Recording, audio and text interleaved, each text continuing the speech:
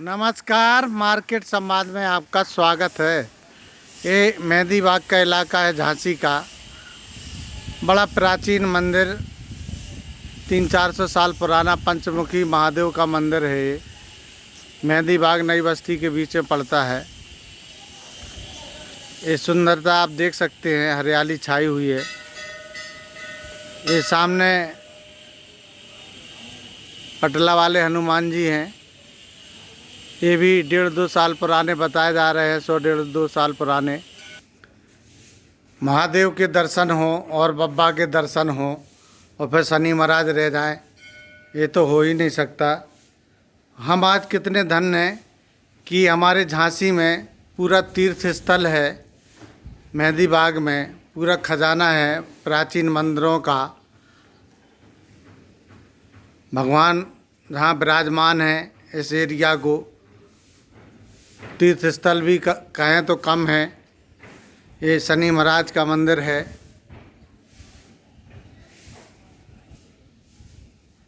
ये साईं बाबा हैं, विराजमान हैं, भक्तों को आशीर्वाद देते हुए। भगवान कृष्ण और माँ राधिका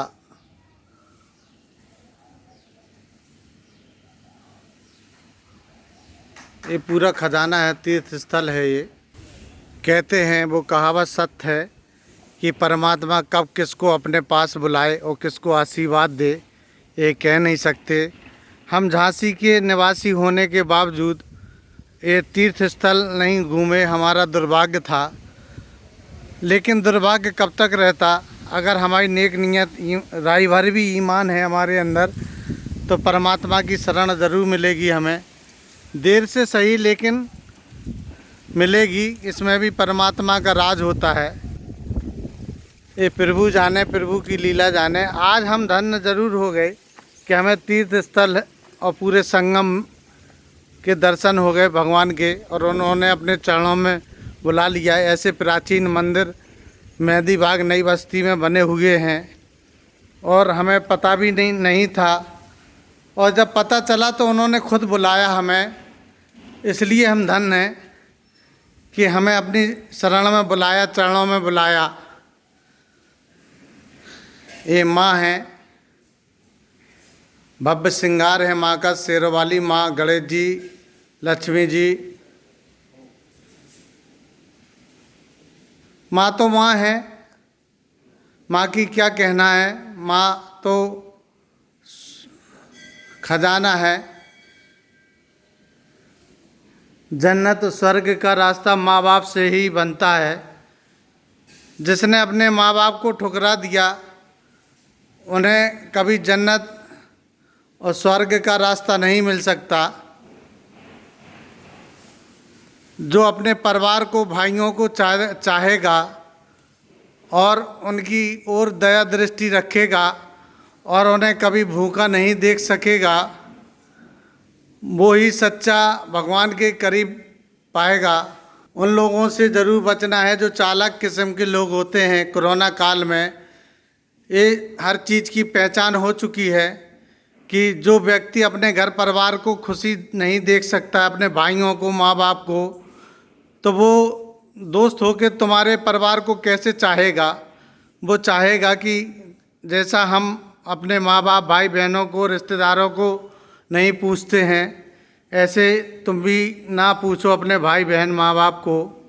तो ऐसे लोगों की भी खूब पहचान हुई कोरोना काल में, क्योंकि वो रोटियां सेंकते हैं, क्योंकि अपना घर तो बर्बाद कर ही चुके हैं और दूसरे के घर में भी आग लगाते हैं, सिखाते हैं, पढ़ाते हैं, उल्टे सीधे भरते हैं। तो भिन्न भिन्न प्रकार के लोग हैं देखने को मिले कोरोना काल में। सारे संकट प्रभु ने हैं ही दिखा दिए। सबको कर्मों का अपने अपने हिसाब से फल मिला है। अब हे परमात्मा, हे प्रभु, हे परमेश्वर, हे माँ जनक जननी, अब काफ़ी त्राही हो चुकी है झांसी और देश में अपने, और आपने अपने कर्मों के हिसाब से फल भी दिया है। और जो परमात्मा में लीन हो गए हैं माँ, वो परमात्मा के चरणों में जगह देना, उनको, उनकी आत्मा को शांति देना और उनके परिवार को हिम्मत, ताकत, नूर देना और उनके परिवार को रहने की सहन शक्ति देना, क्योंकि आप ही पालनहार हो। धरती पे जो मनुष्य रह रहा है वो आपके बगैर, प्रभु के बगैर कैसे चल सकता है। अगर कोई कहे कि हम किसी को पाल रहे हैं, तो कोई किसी को पालता नहीं, अपने अपने भाग से पलता है।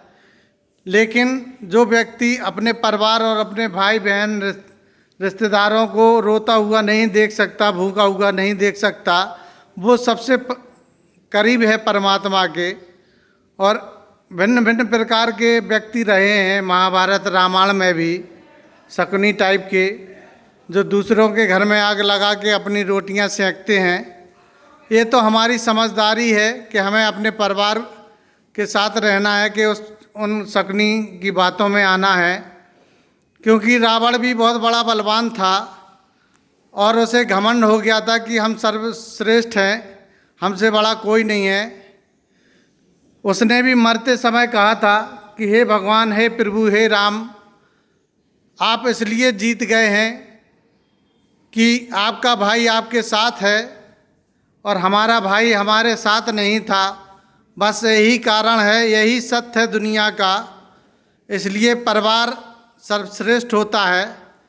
और कोरोना काल संकट में ये काफ़ी कुरीतियाँ देखने को मिली हैं समाज में। ऐसा नहीं होना चाहिए धरती पे। और फिर अभी अगर नहीं चेता मनुष्य, ये तो थोड़ा सा वानगी है, टेलर है, अभी तो पिक्चर बाकी है। परमात्मा सबको अपने कर्मों का हिसाब देता है, यहीं भोगना पड़ता है। मार्केट संवाद की रिपोर्ट, झांसी।